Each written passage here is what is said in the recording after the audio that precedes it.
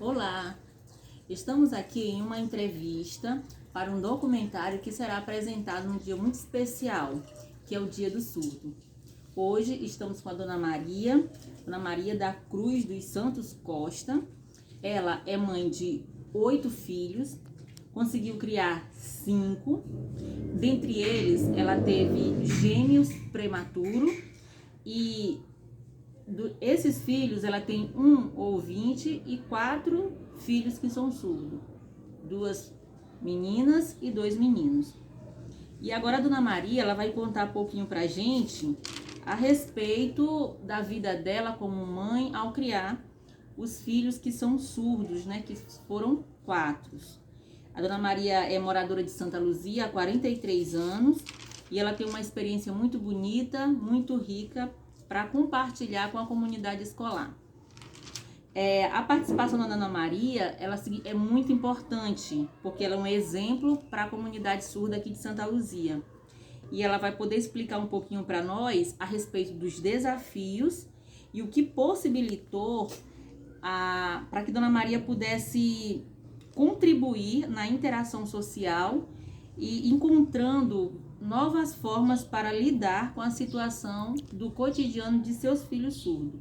Nesse pequeno documentário, a gente vai entrevistar não só a Dona Maria, mas também alguns pais que também vivem essa mesma realidade e vamos encontrar, né, algumas ideias e sugestões que possam ser aplicadas no nosso dia a dia.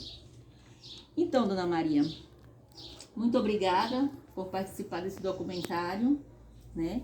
E queremos que a senhora possa compartilhar com a gente sua experiência, né?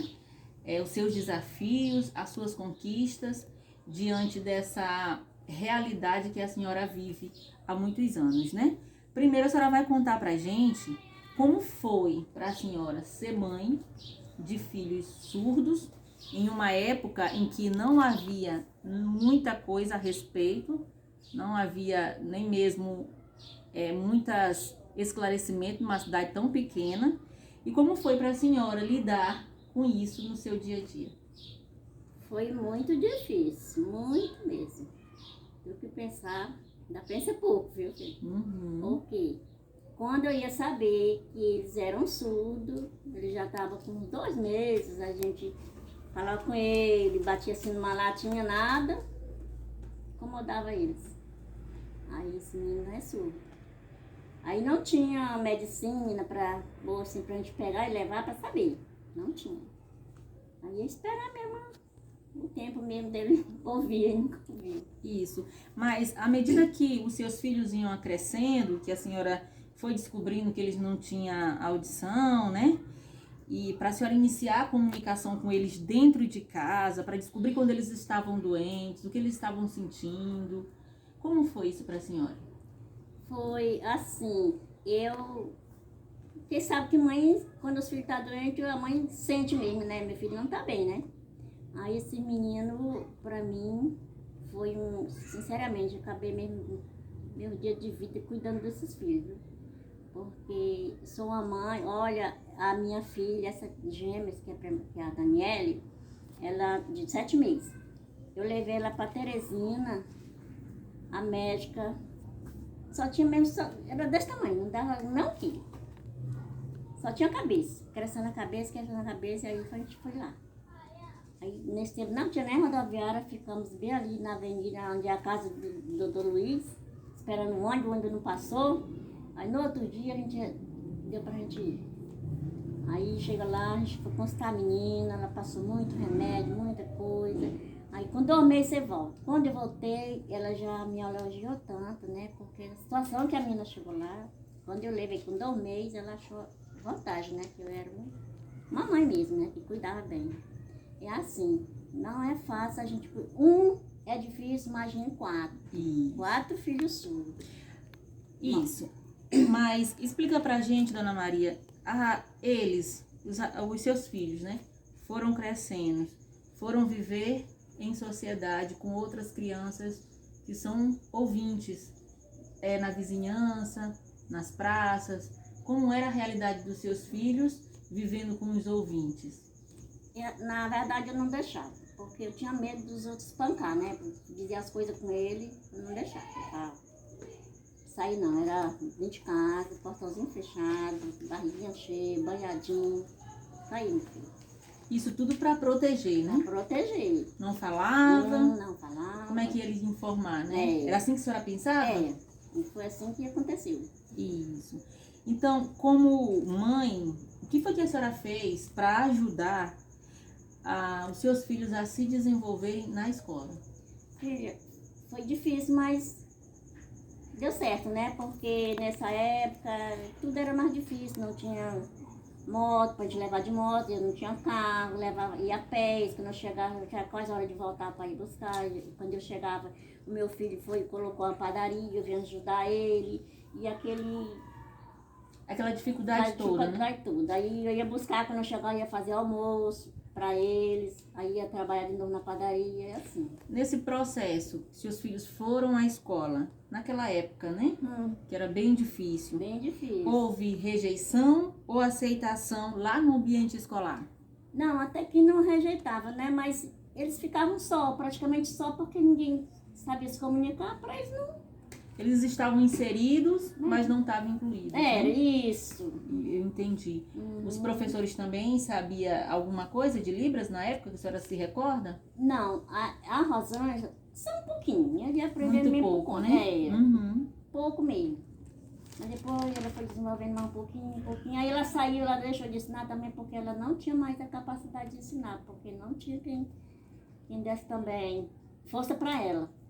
Isso. A senhora acha que suas filhas, à medida que foram indo para a escola, elas progrediram ou regrediram? Progrediram com certeza.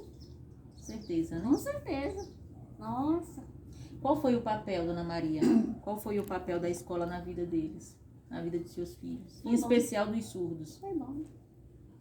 Porque apesar do lugar não ter, como é que eu quero dizer?